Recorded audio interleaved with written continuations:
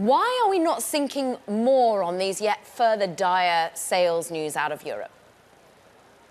Well, I think there's a lot of enthusiasm with the full self-driving technology. Yesterday's news that full self-driving was approved in China bodes well for China sales, which is a far bigger market for Tesla than Europe. And so when you look at full self-driving, we have the Robotaxi testing that's going to be launched in Austin, the full self-driving unsupervised launched in Austin, and will come to California later this year. And then with the positive news of being able to launch the supervised level 2 version of full self-driving in China, that bodes well for Tesla deliveries. So I think that's the momentum that's carrying heavier today versus the European deliveries being down.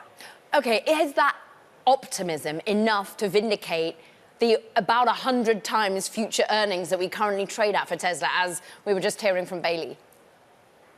Well, Tesla's a very high growth stock, has been for years, and with Tesla still having strong growth prospects, whether that's the energy storage system, whether that's robotaxis, full self-driving subscription softwares, there is still a lot of room for the Tesla growth story to play out. So I think the market is still valuing that Tesla does still have a lot of growth left, even if the Model 3 and Model Y are approaching that limit of deliveries. They still have the new, more affordable SUV coming out later this year that should then push deliveries back into growth. Seth, get into the details here, therefore. Is it the fact that they haven't really had an overhaul of their current product that is limiting current sales, and of course the mismatch as they try and iron out a new form of production? Or actually is it the politicking of Elon Musk taking an effect here?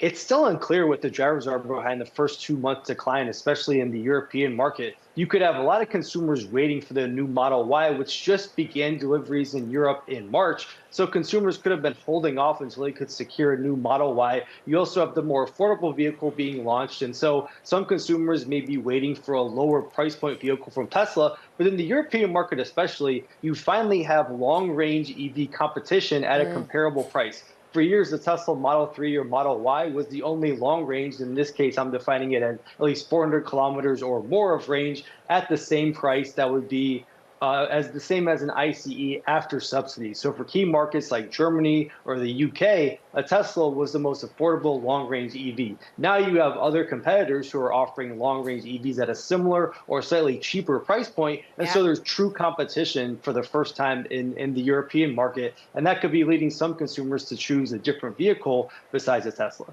Latin America, Europe can access BYD. And I was interested in Kathy Wood's take there that BYD isn't a competitor when it comes to AV. But we've heard that they are focusing on autonomous vehicle technology. So could it start to ramp up and take on the robotaxi future of Tesla too?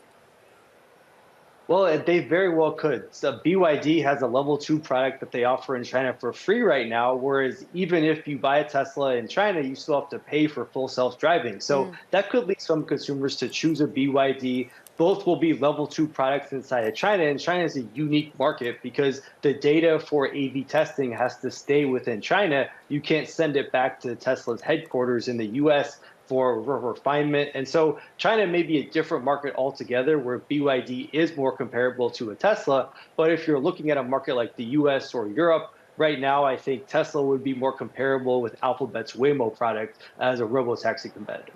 So with the current price we're trading at, more than your $250 call, you hold and you brace for further volatility. Are we ever going to just see a calmer up and to the right trajectory for Tesla stock?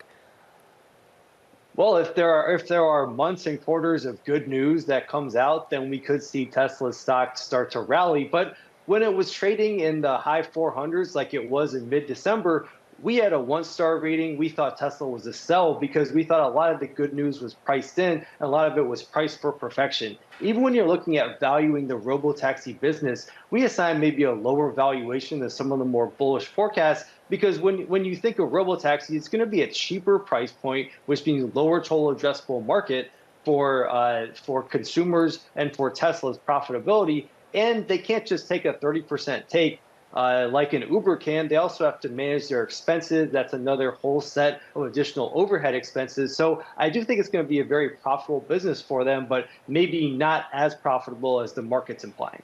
How worried have you been about key man risk with Tesla as well. Concerns about access to the pay he'd been promised, and indeed the focus he has over at the White House right now. Well, Elon Musk has always had multiple positions, whether that was buying Twitter and turning into X a couple years ago, or helping to lead SpaceX. He wasn't the CEO, but he still does take a leadership position in that company. He also has Boring Company, Neuralink. So I'd imagine that Elon is still focusing most of his time and energy at Tesla. I think last week's event highlighted that he's still focused on Tesla, and he's probably taking a little bit of a step back at some of his other companies, letting the management teams at places like SpaceX and X do more of the projects, take more of a leadership role, so he can spend more time at the White House. I'm not too concerned right now that Elon's going to leave Tesla. I think they'll work out a deal that'll be a very favorable compensation package, because the shareholders did vote for it. So there is a lot of shareholder support for Elon Musk to get paid. And I think what we'll see is Elon will get a pay package. He'll stay at Tesla. And so I don't see a lot of key person risk for Tesla.